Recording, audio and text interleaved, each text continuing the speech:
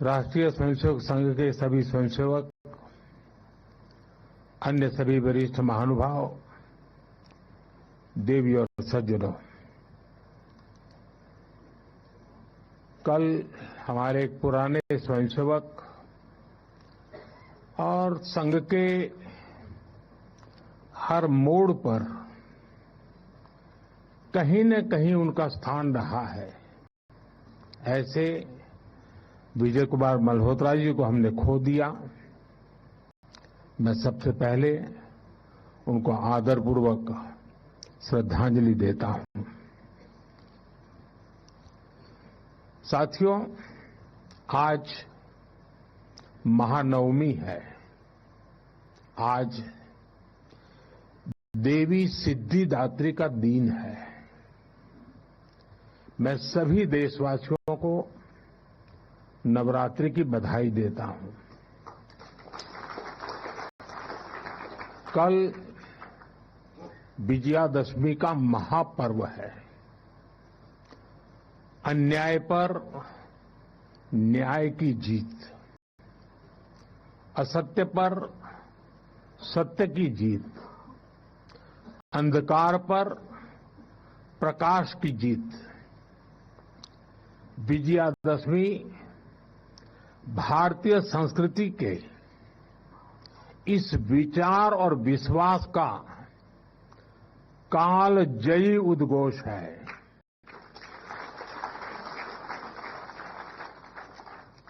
ऐसे महान पर्व पर 100 वर्ष पूर्व राष्ट्रीय स्वयंसेवक संघ की स्थापना ये कोई संयोग नहीं था। ये हजारों वर्षों से चली आ रही उस परंपरा का पुनरुत्थान था, जिसमें राष्ट्र चेतना समय समय पर उस युग की चुनौतियों का सामना करने के लिए नए नए अवतारों में प्रकट होती है। इस युग में संघ उसी अनादि राष्ट्र चेतना का पुण्य अवतार है।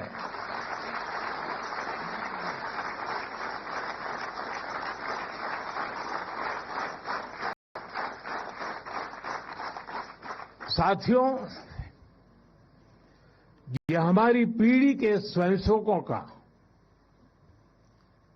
सौभाग्य है कि हमें संघ के शताब्दी वर्ष जैसा महान अवसर देखने को मिल रहा है। मैं आज इस अवसर पर राष्ट्र सेवा के संकल्प को समर्पित कोटि कोटि स्वयंसेवकों को शुभकामनाएं देता हूं, अभिनंदन करता हूं।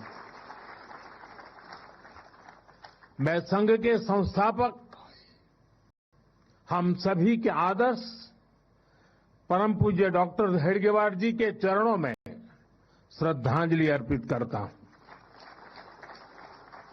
साथियों, संघ की 100 वर्ष की इस गौरवमयी यात्रा की स्मृति में आज भारत सरकार ने विशेष डाक टिकट और स्मृति सिक्के जारी किए हैं। 100 रुपये के सिक्के पर एक और राष्ट्रीय चिन्ह है और दूसरी ओर सिंह के साथ वरद मुद्रा में भारत माता की भव्य छवि और समर्पण भाव से उसे नमन करते स्वयंसेवक दिखाई देते हैं।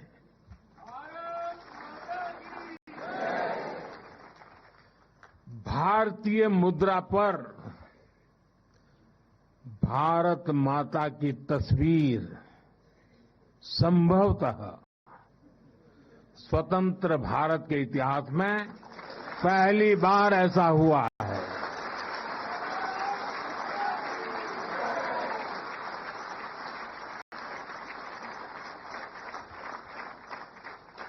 इस सिक्के के ऊपर संघ का बोध वाक्य भी अंकित है।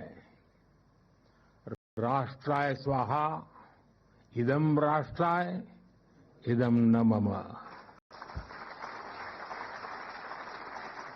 साथियों, आज जो विशेष स्मृति डाक टिकट जारी हुआ है, उसकी भी अपनी एक महत्ता है।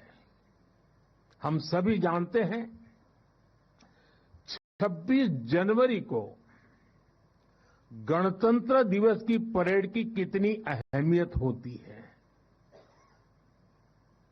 1963 में 1963 में आरएसएस के स्वयंसेवक भी 26 जनवरी की उस राष्ट्रीय परेड में शामिल हुए थे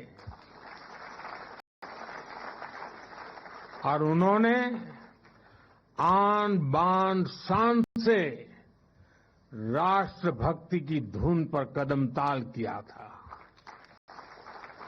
इस टिकट में उसी ऐतिहासिक क्षण की स्मृति है। साथियों, संघ के स्वयंसेवक जो अनवरत रूप से देश की सेवा में जुटे हैं, समाज को सशक्त कर रहे हैं, इसकी भी झलक एक स्मारक डाक टिकट में है। मैं इन स्मृति सिक्कों और डाक टिकट के लिए देशवासियों को बहुत बहुत बधाई देता हूं।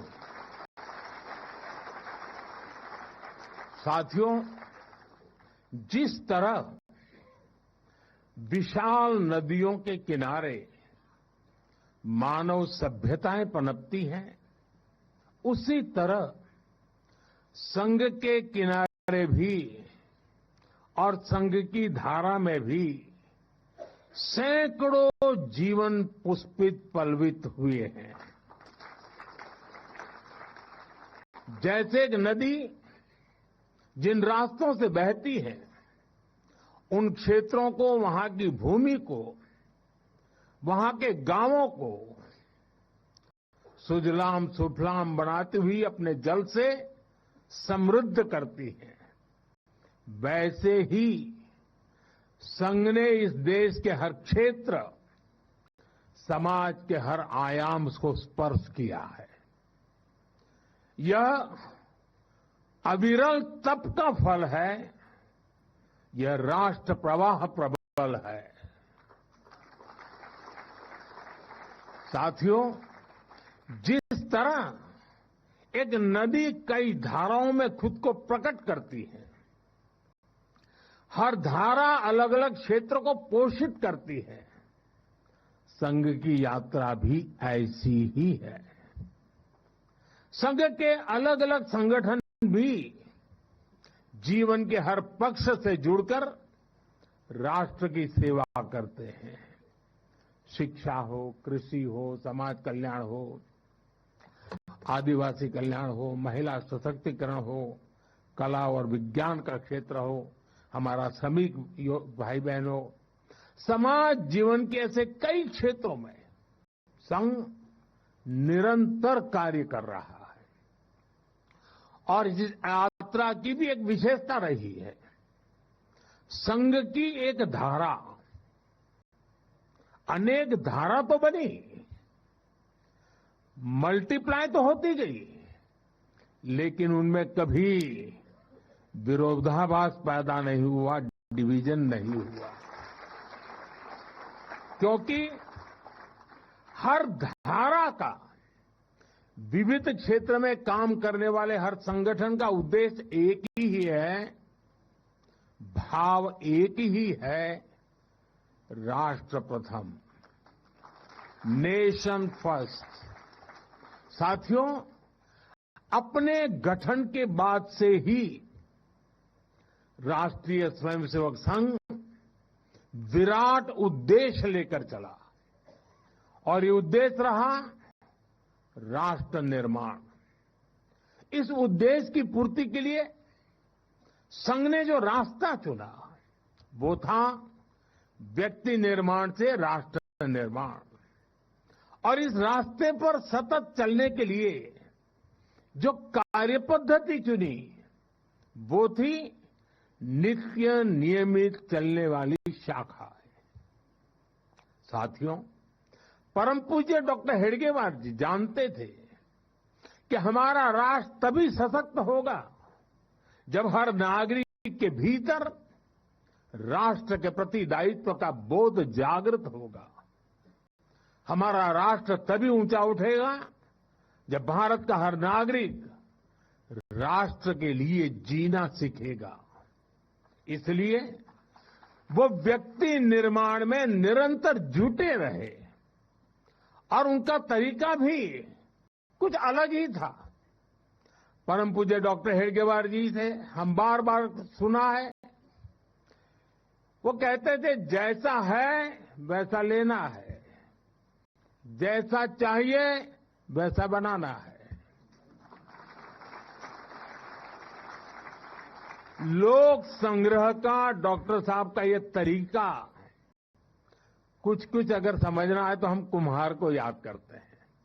जैसे कुम्हार ईंट पकाता है तो जमीन की सामान्य सी मिट्टी से शुरू करता है। कुम्हार मिट्टी को लाता है, उस पर मेहनत करता है, उसे आकार देकर तपता है, खुद भी तपता है, मिट्टी को भी तपाता है, फिर उन ईंटों को इकट्ठा करके उनसे भव्य इमारत बनाता है। ऐसे ही डॉक्टर साहब बिल्कुल सामान्य लोगों को चुनते थे, फिर उनको सिखाते थे, विजन देते थे, उनको गढ़ते थे। इस तरह वो देश के लिए समर्पित स्वयंसेवक तैयार करते थे। इसलिए संघ के बारे में कहा जाता है कि इसमें सामान्य लोग मिलकर असामान्य अभूतपूर्व कार्य करते हैं। साथियों, व्यक्ति निर्माण की ये सुंदर प्रक्रिया हम आज भी संघ की शाखाओं में देखते हैं। संघ शाखा का मैदान एक ऐसी प्रेरणा भूमि है जहां से स्वयं सेवक की अहम से वयम की यात्रा शुरू होती है। संघ की शाखाएं व्यक्ति निर्माण की यज्ञ वेदी है। इन शाखाओं में व्यक्ति का शारीरिक, मानसिक और सामाजिक विकास होता है। स्वयंसेवकों के मन में राष्ट्र सेवा का भाव और साहस दिन प्रतिदिन पनपता रहता है। उनके लिए त्याग और समर्पण सहज हो जाता है।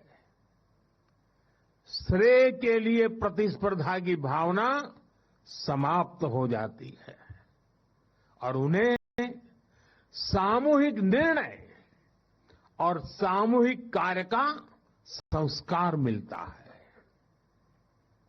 साथियों, राष्ट्र निर्माण का महान उद्देश्य व्यक्ति निर्माण का स्पष्ट पथ और शाखा जैसी सरल जीवंत कार्य पद्धति, यही संघ की 100 वर्षों की यात्रा का आधार बने हैं। इन्हीं स्तंभों पर खड़े होकर संघ ने लाखों स्वयंसेवकों को गढ़ा, जो विभिन्न क्षेत्रों में देश को अपना सर्वोत्तम दे रहे हैं, देश को आगे बढ़ाने के लिए निरंतर प्रयास कर रहे हैं। समर्पण से, सेवा से और राष्ट्र के उत्कर्ष की साधना से। साथियों, संघ जब से अस्तित्व में आया, संघ के लिए देश की प्राथमिकता ही उसकी अपनी प्राथमिकता रही है। इसलिए जिस कालखंड में जो बड़ी चुनौती देश के सामने आई, संघ ने उस कालखंड के अंदर अपने आप को झोंक दिया, संघ उससे जूझता रहा। आजादी की लड़ाई के समय देखें तो परम पूज्य डॉक्टर हेडगेवार जी समेत अनेक कार्यकर्ता ने स्वतंत्रता आंदोलन में हिस्सा लिया। डॉक्टर साहब कई बार जेल तक गए। आजादी की लड़ाई की कितने ही स्वतंत्रता सेनानियों को संघ संरक्षण देता रहा, उनके साथ कंधे से कंधा मिलाकर काम करता रहा। 1942 में 1942 में जब चिमूर में अंग्रेजों के खिलाफ आंदोलन हुआ तो उसमें अनेक स्वयंसेवकों को अंग्रेजों के भीषण अत्याचार का सामना करना पड़ा। आजादी के बाद भी हैदराबाद में निजाम के अत्याचारों के खिलाफ संघर्ष से लेकर गोवा के स्वतंत्रता आंदोलन और दादरा नगर हवेली की मुक्ति तक संघ ने कितने ही बलिदान दिए और भाव एक ही रहा, राष्ट्र प्रथम। लक्ष्य एक ही रहा, एक भारत श्रेष्ठ भारत। साथियों, राष्ट्र साधना की इस यात्रा में ऐसा नहीं है कि संघ पर हमले नहीं हुए, संघ के खिलाफ साजिशें नहीं हुई। हमने देखा है कैसे आजादी के बाद भी संघ को कुचलने का प्रयास हुआ, मुख्य धारा में आने देने का और उसे न आने से रोकने का अनगिनत षड्यंत्र हुए। परम पूज्य गुरु जी को झूठे केस में फंसाया गया, उन्हें जेल तक भेज दिया गया, लेकिन जब पूज्य गुरु जी जेल से बाहर आए तो उन्होंने सहज रूप से कहा, और शायद इतिहास की तवारीख में ये भाव, ये शब्द एक बहुत बड़ी प्रेरणा है।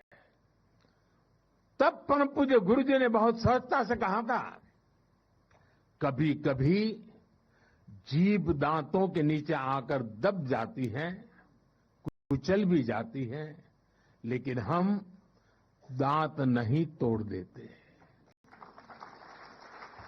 क्योंकि दांत भी हमारे हैं और जीभ भी हमारी है।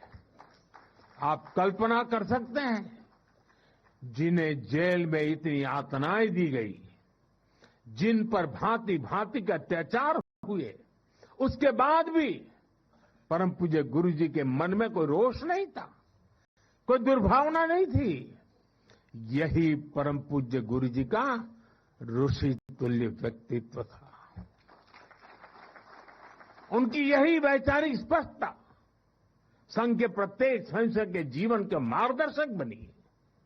इसी ने समाज के प्रति एकात्मता और आत्मीयता के संस्कारों को सशक्त किया। और इसलिए चाहे संघ पर प्रतिबंध लगे, चाहे षड्यंत्र हुए, झूठे मुकदमे हुए, संघ के स्वयंसेवकों ने कभी कटुता को स्थान नहीं दिया, क्योंकि वो जानते हैं हम समाज से अलग नहीं है। समाज हम सबसे ही तो बना है। जो अच्छा है वो भी हमारा है, जो कम अच्छा है वो भी हमारा है। साथियों, और दूसरी बात, जिसने कभी कटुता को जन्म नहीं दिया, वो है प्रत्येक स्वयंसेवक का लोकतंत्र और संवैधानिक संस्थाओं में अडिग विश्वास। जब देश पर इमरजेंसी थोपी गई तो इसी एक विश्वास ने हर स्वयंसेवक को ताकत दी, उसे संघर्ष करने की क्षमता दी। इन्हीं दो मूल्यों, समाज के साथ एकात्मता और संवैधानिक संस्थाओं के प्रति आस्था ने संघ के स्वयंसेवकों को हर संकट में स्थित प्रज्ञ बना के रखा, समाज के प्रति संवेदनशील बनाए रखा। इसलिए समाज के अनेक थपेड़े झेलते हुए भी संघ आज तक विराट वट वृक्ष की तरह अडिग खड़ा है। देश और समाज की सेवा में निरंतर कार्य कर रहा है। अभी यहां हमारे एक स्वयंसेवक ने इतनी सुंदर प्रस्तुति दी, शून्य से एक शतक बने, शून्य से एक शतक बने, अंक की मन भावना, भारती की जय विजय हो, ले हृदय में प्रेरणा, कर रहे हम साधना, मातृभू आराधना। और उस गीत का संदेश था, हमने देश को ही देव माना है और हमने देह को ही दीप बना करके जलने का सीखा है। वाकई ये अद्भुत था। साथियों, प्रारंभ से संघ राष्ट्रभक्ति और सेवा का पर्याय रहा है। जब विभाजन की पीड़ा ने लाखों परिवारों को बेघर कर दिया, तब स्वयंसेवकों ने शरणार्थियों की सेवा की। संघ के स्वयंसेवक अपने सीमित संसाधनों के साथ सबसे आगे खड़े थे। यह केवल राहत नहीं था, यह राष्ट्र की आत्मा को संबल देने का कार्य था। साथियों, 1956 में 1956 में गुजरात के कच्छ के अंजार में बहुत बड़ा भूकंप आया था। तबाही इतनी बड़ी थी, चारों ओर विनाश का दृश्य था। उस समय भी संघ के स्वयंसेवक राहत और बचाव में जुटे थे। तब परम पूज्य गुरु जी ने गुजरात के वरिष्ठ संघ के प्रचारक वकील साहब को, जो समय गुजरात का कार्य संभालते थे, उन्हें एक पत्र लिखा था। उन्होंने लिखा था, किसी दूसरे के दुख को दूर करने के लिए निस्वार्थ भाव से खुद कष्ट उठाना एक श्रेष्ठ हृदय का परिचायक है। साथियों, खुद कष्ट उठाकर दूसरों के दुख हरना, ये हर स्वयंसेवक की पहचान है। याद करिए 1962 के युद्ध का वो समय, संघ के स्वयंसेवकों ने दिन रात खड़े रहकर सेना की मदद की, उनका हौसला बढ़ाया, सीमा पर बसे गांवों में मदद पहुंचाई। 1971 में लाखों शरणार्थी पूर्वी पाकिस्तान से भारत की धरती पर आए। उनके पास न घर था न साधन। उस कठिन घड़ी में स्वयंसेवकों ने उनके लिए अन्न जुटाया, आश्रय दिया, स्वास्थ्य सेवाएं पहुंचाई, उनके आंसुओं को पहुंचा, उनकी पीड़ा को साझा किया। साथियों, एक बार, और हम जानते हैं 1984 सिखों के खिलाफ जो कत्लेआम चलाया गया था, अनेक सिख परिवार संघ के स्वयंसेवकों के घरों में आकर के आश्रय ले रहे थे। यह स्वयंसेवकों का स्वभाव रहा है।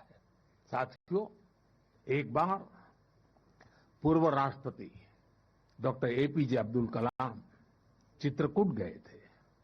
वहां उन्होंने नानाजी देशमुख जिस कार्य को कर रहे थे, उस आश्रम स्थान को देखा था, वहां के सेवा कार्य देखे, वो हैरान रह गए थे।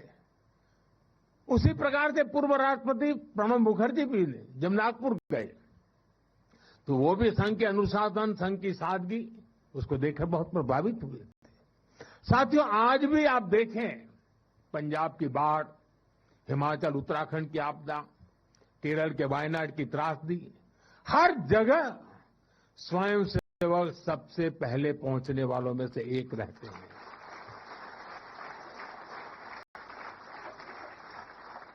कोरोना काल में तो पूरी दुनिया ने संघ के साहस और सेवा भाव का प्रत्यक्ष प्रमाण देखा है।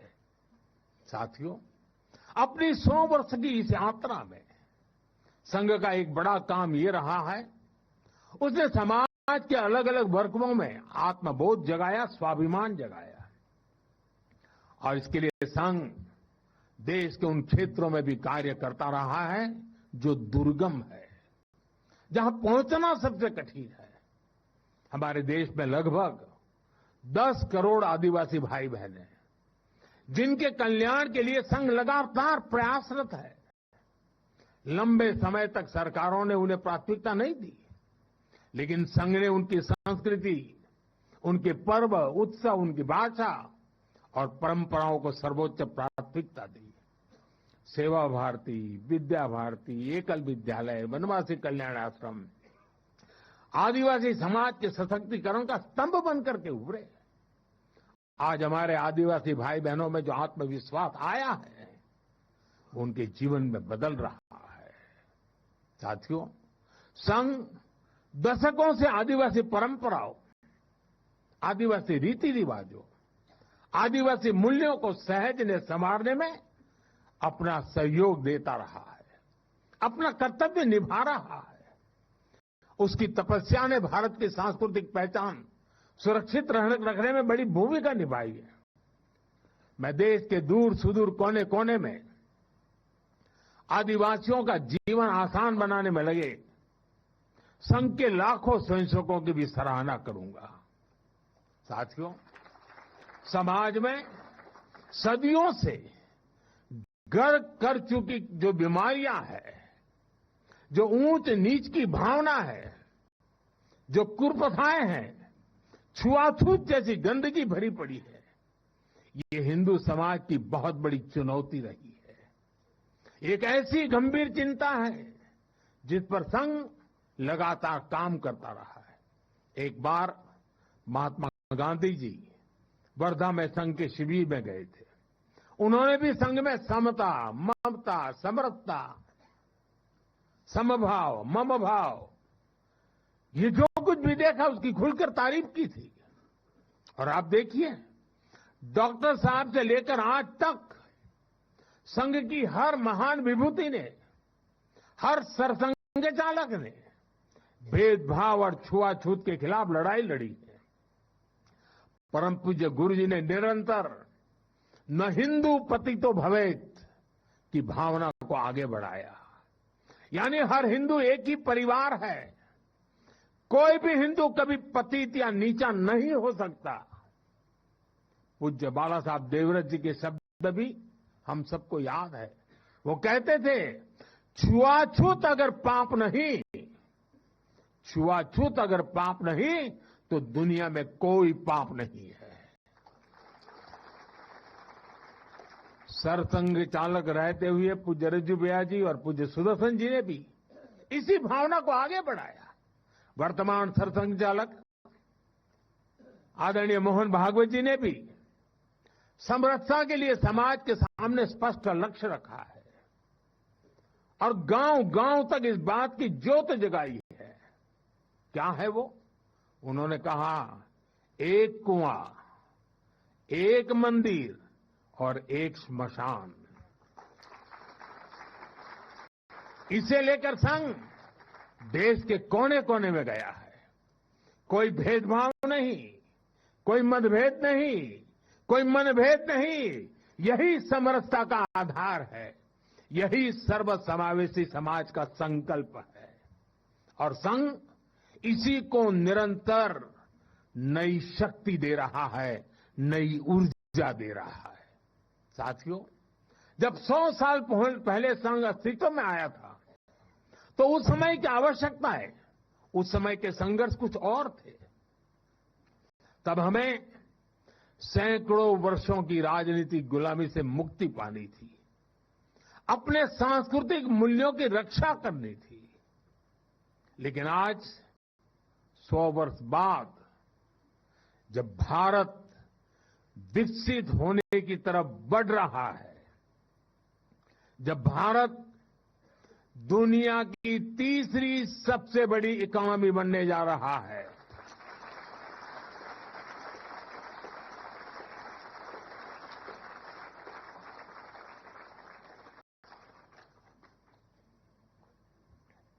जब देश और देश का बहुत बड़ा गरीब वर्ग गरीबी को परास्त करके गरीबी को पराजित करके आगे आ रहा है, जब हमारे युवाओं के लिए नए नए सेक्टर्स में नए अवसर बन रहे हैं, जब ग्लोबल डिप्लोमेसी से क्लाइमेट पॉलिसीज तक भारत विश्व में अपनी आवाज बुलंद कर रहा है, तब आज के समय की चुनौतियां अलग है, संघर्ष भी अलग है। दूसरे देशों पर आर्थिक निर्भरता हमारी एकता को तोड़ने की साजिश है। डेमोग्राफी में बदलाव के षड्यंत्र। एक प्रधानमंत्री के नाते मैं नम्रतापूर्वक कहूंगा कि मुझे बहुत संतोष है कि हमारी सरकार इन चुनौतियों से तेजी से निपट रही है।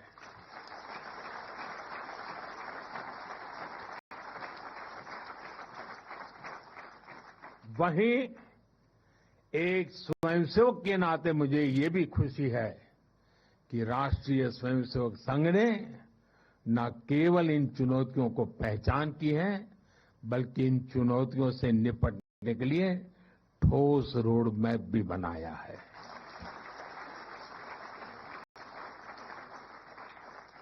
अभी माननीय दत्ता जी ने जिन चीजों का उल्लेख किया, मैं अपने तरीके से फिर से एक बार उसका उल्लेख करना चाहूंगा।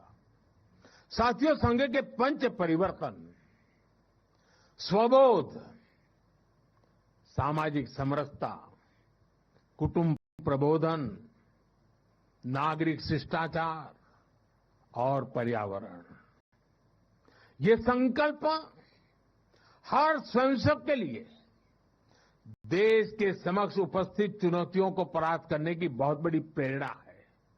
साथियों, स्वबोध यानी स्वयं का बोध, स्वबोध यानी गुलामी की मानसिकता से मुक्त होकर अपनी विरासत पर गर्व करना, स्वभाषा पर गर्व करना। स्वबोध यानी स्वदेशी, आत्मनिर्भर होना। और मेरे देशवासियों, ये बात समझ के चलिए, आत्मनिर्भर ये विकल्प के तौर पर नहीं है, ये अनिवार्यता के रूप में है।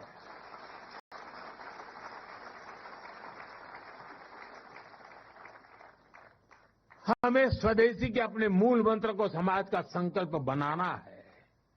हमें वोकल फॉर लोकल के अभियान को उसकी सफलता के लिए वोकल फॉर लोकल ये हमारा निरंतर एक नई ऊर्जा प्रदान करने वाला घोषवाक्य होना चाहिए, प्रयास होना चाहिए। साथियों, संघ ने सामाजिक समरसता को हमेशा अपनी प्राथमिकता बनाए रखा है। सामाजिक समरसता यानी वंचित को वरीयता देकर सामाजिक न्याय की स्थापना करना, देश की एकता को बढ़ाना। आज राष्ट्र के सामने ऐसे संकट खड़े हो रहे हैं जो हमारी एकता, हमारी संस्कृति और हमारी सुरक्षा पर सीधा प्रहार कर रहे हैं।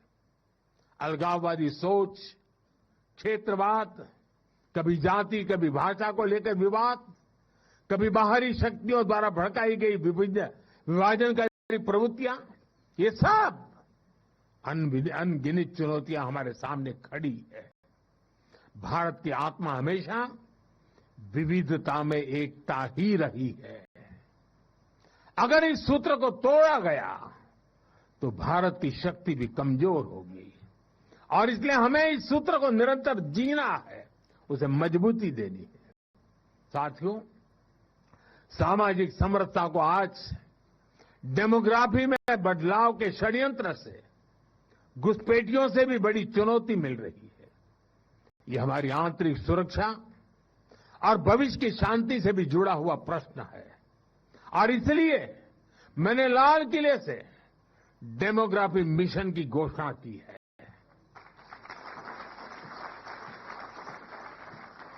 हमें इस चुनौती से सतर्क रहना है, इसका डटकर मुकाबला करना है। साथियों, कुटुंब प्रबोधन आज समय की मांग है। जो समाज शास्त्र के सदियों से चली आई पंडितों की भाषा है, उनका कहना है, हजारों साल तक भारत के जीवन में जो प्राण शक्ति रही है, उसके अंदर एक कारण उसकी परिवार संस्था है। भारतीय समाज व्यवस्था की सबसे मजबूत इकाई अगर कोई है तो भारतीय समाज में पनपी हुई एक मजबूत परिवार व्यवस्था है। कुटुंब प्रबोधन यानी उस परिवार संस्कृति का पोषण जो भारतीय सभ्यता का आधार है, जो भारतीय संस्कृति से प्रेरित है, जो जड़ों से जुड़े हैं। परिवार के मूल्य, बुजुर्गों का सम्मान, नारी शक्ति का आदर, नौजवानों में संस्कार, अपने परिवार के प्रति दायित्वों को निभाना, उसे समझना, उस दिशा में परिवार को, समाज को जागरूक करना बहुत ही आवश्यक है। साथियों, अलग अलग कालखंड में जो भी देश आगे बढ़ा, उसमें नागरिक शिष्टाचार की बहुत बड़ी भूमिका रही है। नागरिक शिष्टाचार अर्थात कर्तव्य की भावना, नागरिक कर्तव्य का बोध हर देशवासी में हो। स्वच्छता को बढ़ावा, देश की संपत्ति का सम्मान, नियमों और कानूनों का सम्मान, हमें इसे लेकर आगे बढ़ना है। हमारे संविधान की भावना है, नागरिक अपने कर्तव्यों का पालन करे। हमें संविधान की इसी भावना को निरंतर सशक्त करना है। साथियों, पर्यावरण की रक्षा वर्तमान और आने वाली पीढ़ियों के लिए बहुत जरूरी है। ये पूरी मानवता के भविष्य से जुड़ा है। हमें इकोनॉमी के साथ ही इकोलॉजी की भी चिंता करनी है। जल संरक्षण, ग्रीन एनर्जी, क्लीन एनर्जी, ये सारे अभियान इसी दिशा में है। साथियों, संघ के ये पंच परिवर्तन, ये वो साधन है जो देश का सामर्थ्य बढ़ाएंगे, जो देश को विभिन्न चुनौतियों से निपटने में मदद करेंगे, जो 2047 तक विकसित भारत के निर्माण का आधार होंगे।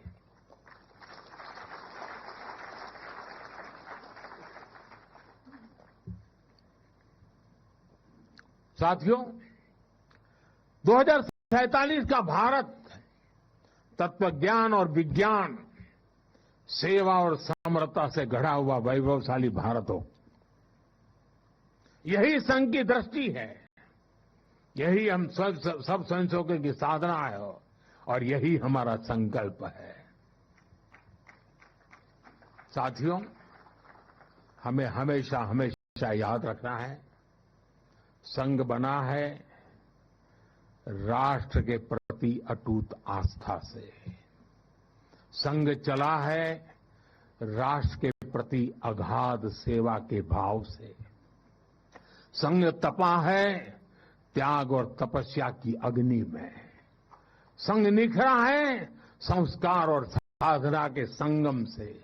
संघ खड़ा है राष्ट्र धर्म को जीवन का परम धर्म मान करके। संघ जुड़ा है भारत माता की सेवा के विराट स्वप्न से। साथियों, संघ का आदर्श है संस्कृति की जड़ें गहरी और सशक्त हो। संघ का प्रयास है समाज में आत्मविश्वास और आत्मगौरव हो। संघ का लक्ष्य है हर हृदय में जन सेवा की ज्योति प्रज्वलित हो। संघ का दृष्टिकोण है भारतीय समाज सामाजिक न्याय का प्रतीक बने। संघ का ध्येय है विश्व मंच पर भारत की वाणी और प्रभावी बने। संघ का संकल्प है भारत का भविष्य सुरक्षित और उज्जवल बने। मैं एक बार फिर आप सभी को इस ऐतिहासिक अवसर की बधाई देता हूं। कल विजयादशमी का पावन पर्व है। हम सबके जीवन में विजयादशमी का एक विशेष महत्व है। मैं उसके लिए भी आप सबको शुभकामनाएं देते हुए मेरी वाणी को विराम देता हूं। बहुत बहुत धन्यवाद।